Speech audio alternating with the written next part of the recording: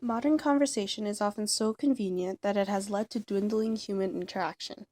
There is no longer any need for face-to-face conversation.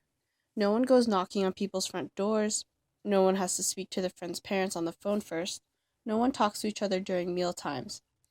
And that is a role that texts and smartphones have assumed. And as human interaction ebbs, consequences take a toll on conversation and everyday interactions. When one texts or chats online, there's an absence of nonverbal cues.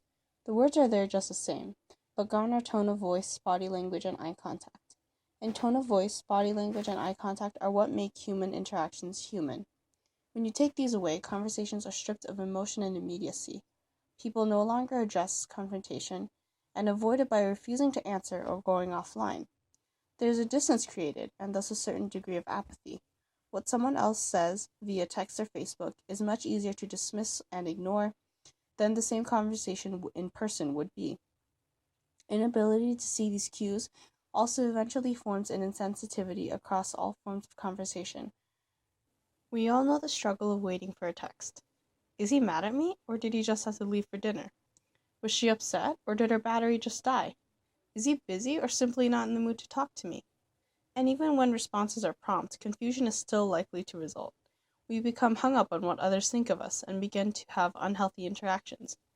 All the conveniences of texting and messaging have cast a strong effect on human interaction. We text in the street, at the dinner table, and in the store. We have minimized our interactions with people, both those we know and those we don't. The moments in which we do have to interact with others face to face are often unproductive and insubstantial. To look our best, and we say everything that's good about ourselves in an effort to impress, but we leave out our flaws and emotions.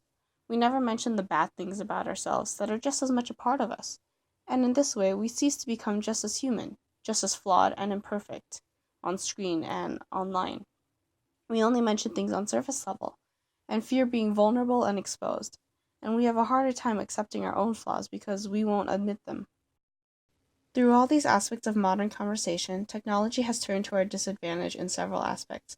There are many benefits to technology, but stunted interaction is a main disadvantage and a large part of what it means to be human in the modern world. Our interactions are rather surface level when we text, chat, or message, and they are reduced to a bare minimum. This is one of the greatest challenges of our time, to attempt to connect with others on a more personal and healthy level, both in and out of direct conversation. Through social media, we have eliminated the need to get to know each other and understand each other.